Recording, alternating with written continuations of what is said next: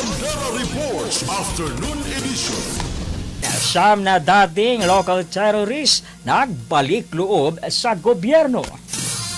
Tumanggap ng tulong pangkabuhayan nitong umaga ng Mayo 28 sa himpilan ng 19th Infantry Bigkis Lahay Battalion sa Barangay Kabinging, Dato Saudi Ampatuan, Maguindanao del Sur, ang mga nasabing local terrorist group na nagbalik loob sa pamahalaan.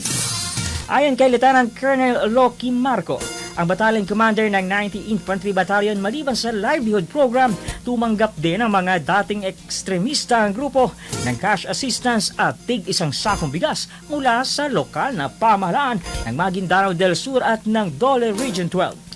Ipresenta ni Lieutenant Colonel Marco ang mga dating violent extremists kay Brigadier General Edgar Cato, ang pinuno ng 601st Brigade, sa isang maikling seremonya kung saan sabay na isinuko ng mga ito ang kanilang mga kagamitang pandigma. Kabilang sa mga ito ang isang M14 rifle, dalawang M4 rifles, isang M16 rifle at iba't ibang klase ng mga armas.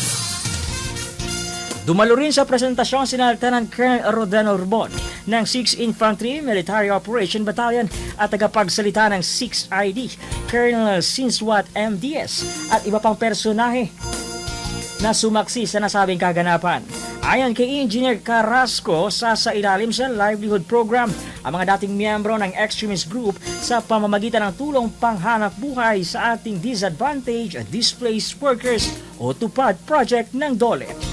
Nagpaabot ng pasasalamat si Brigade General Cato sa suporta ng mga lokal na ahensya ng pamahalaan at mga mamamayan sa kampanya laban sa loose firearms at pagbabalik loob ng mga dating rebelde.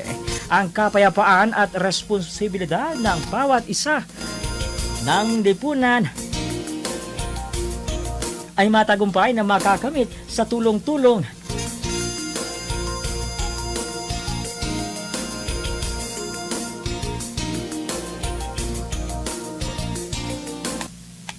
Bandera Reports Afternoon Edition.